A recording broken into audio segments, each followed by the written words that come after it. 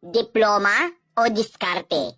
Hindi lahat ng matalino umaasenso sa buhay at hindi lahat ng may pinag-aralan giginhawa ang buhay.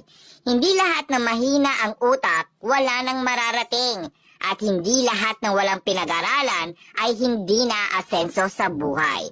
Oo, mahalaga ang pag-aaral. Pero kung hindi mo ito gagamitin, wala rin itong silbi, wala rin itong kwenta.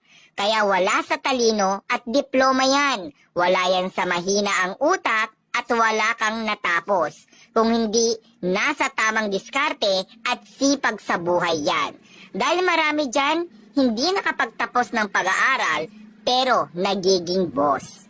Tandaan, pinanganak tayong mahirap. Kaya choice natin ang magsumikap at dumiskarte sa buhay. Lalo na sa panahon ngayon, mas angat ang madiskarte sa buhay.